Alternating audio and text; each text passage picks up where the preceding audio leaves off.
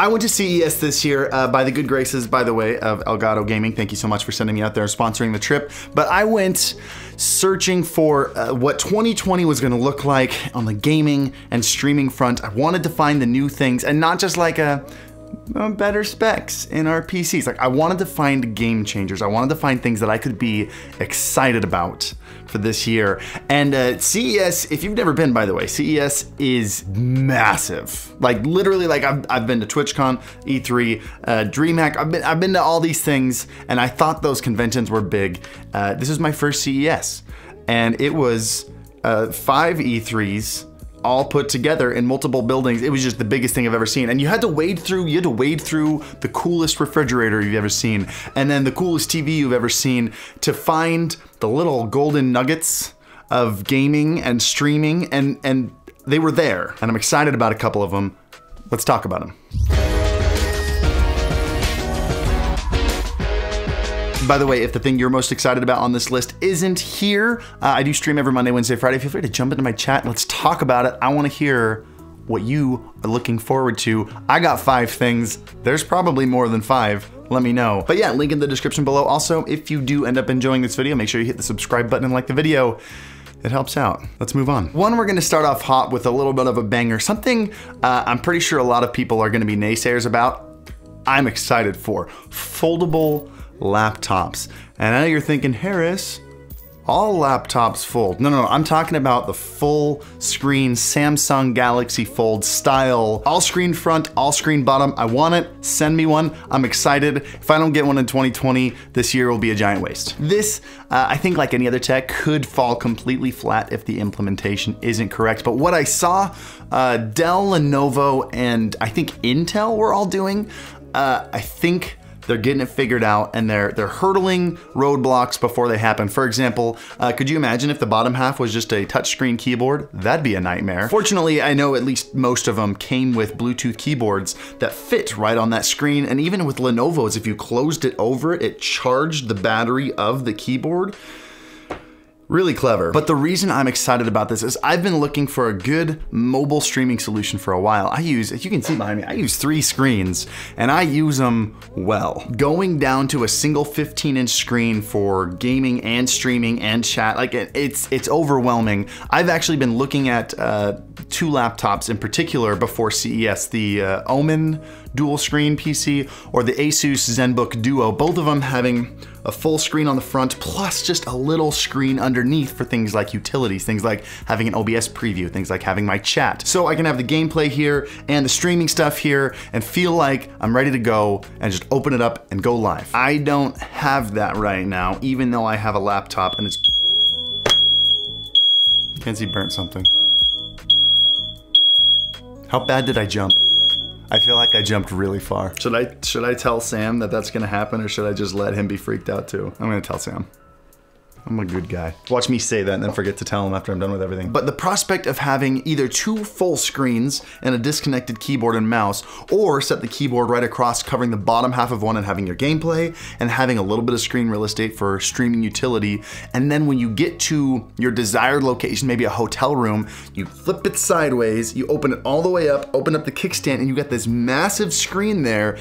I think this is the future of laptops. I think this is what every laptop is gonna look like in the next couple years. And it gets me excited. I want one. Send me one, Lenovo, Intel, whatever. I want it. Next one, let's talk about microphones, because we talk about microphones a lot on this channel. We've gone over USB microphones, we've gone over dynamic and condenser microphones, and a lot of people streaming really like dynamic microphones, like for example the Shure SM7B. Obviously the big advantage of a dynamic microphone like that is it isolates very well. You don't hear people talking in the distance as well. You don't hear echo in the room as much. It only picks up what's right in front of it, but you get into USB mics and really all you've got is condenser. I mean, the Yeti, the Quadcast, Razer's Siren or whatever it's called, like they're all USB condenser mics. There's one USB dynamic mic that we've looked at, and it's the Q2U. And I'm just not a fan. Honestly, my biggest issue with it is that it's ugly. And I know that sounds petty, but you're a broadcaster and your microphone is on screen. And if you're using something that looks like a live mic, it feels out of place. Well, Samson announced a brand new USB microphone called the Q9U. Makes me wonder what happened with 3 through 8, but probably not important anyway. It's a USB dynamic mic that looks like a broadcast quality microphone. And being released at $200, I think it could be a very solid dynamic mic option for beginners who might be streaming in kind of a noisy environment. I do wish I had more to say about the quality of this, because obviously that's going to be the biggest determining factor. It's much more important than how it looks.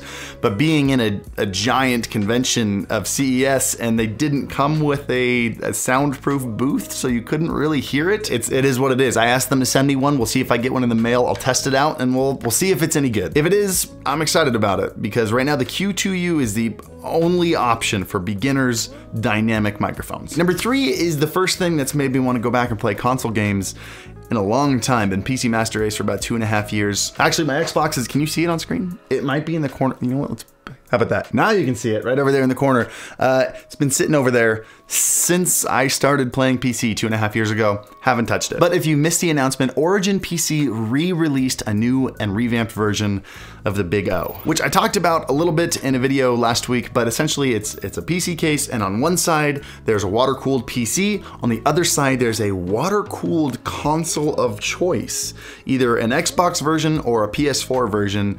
Go ham. I don't know why they chose to liquid cool it, except I guess maybe if the case didn't have the airflow they were looking for, but I think it's kind of fun. Either way, I can see this being a fantastic option for streamers that play both PC and console. It has a built-in Elgato 4K 60 Pro, so that the PC side is automatically capturing the Xbox or the console side, which is just, it was a cool idea. I plan on having a solution like this in my living room, so if I want to play some console games with friends, we have that option, or if I want to plug in a VR headset with friends, that's also built in on the PC side.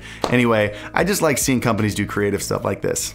It's cool. Number 5, we've got a new camera out there for streamers, which always gets me excited because Sony has been just crushing it for the last couple years. There really hasn't been a better option than the Sony a5100. There have been other options, like for example the Lumix G7, but again that's a micro 4/3 sensor, so it's not going to work as well in low light. Also just things like the amount of lenses that you can get on the Sony. It's been the best solution for a while, and Canon has released the M200. Canon, actually I found this interesting, at the whole of CES they were the only camera company with a gaming booth. Sony only had like 3 cameras out on the floor, and they were like broadcast cameras, like fancy like cameras this big.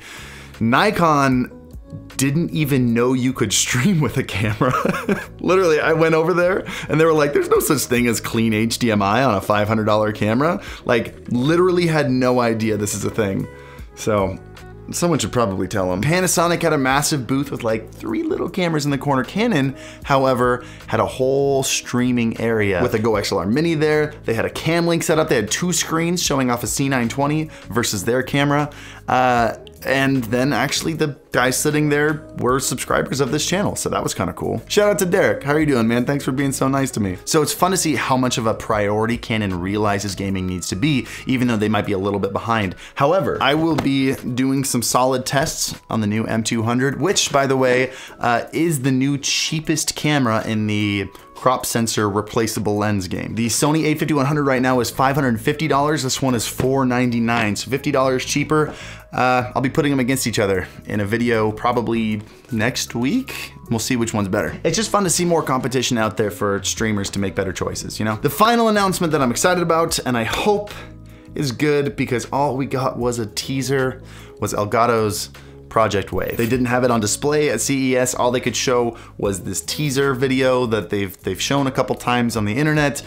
They tried to make it sound like, oh, you might not know what it is, but it's pretty obviously a microphone with multiple inputs, kind of like a combination of a USB microphone and a Go XLR, which, by the way, there is nothing like that on the market right now, which gets me so excited about that. It's filling a niche that streamers have needed for a long time. Nobody's making a solution like this, as long as it's not bad. I have two major concerns. One is that the implementation of this functionality doesn't work very well, meaning you have to click up, like maybe it's a single scroll wheel and you got to click it to go through the different inputs. Like you want to turn down your teammate, you got to click it until you get to teammates and then turn it down. Like that's just not going to work. Nobody's going to use it. So hopefully they've been really clever with making it simple to adjust different volumes of different sources. Also, price. I mean, the bottom line is if it's above $250 or $300, at that point you might as well get a $100 mic and a Go XLR Mini, because it's going to do the same thing and it's going to sound better because you're getting an XLR mic, hardware faders, high-end components built into the device. Anyway, the point is, if it's not priced down to be an entry-level device, I just don't see it really being a solid option. That being said, if it's priced between $100 and $200 and they're really clever with implementing being able to control all the different inputs simply, I think we have one of the most important releases this year for streamers coming from Elgato. But yeah, that's everything I'm excited about this year. I hope I get my hands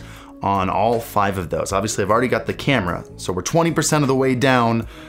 Origin, send me your big O. Lenovo or anyone, send me a folding PC. Just I want all the things. Send me all the things. P.O. Box is always down below. If there's something that you like to see, yes, for gamers and streamers that you think I missed, drop a comment down below. Again, I do stream every Monday, Wednesday, Friday on Twitch. Link to that down in the description below. And as always, happy streaming. I should be a derby car racer. Just saying.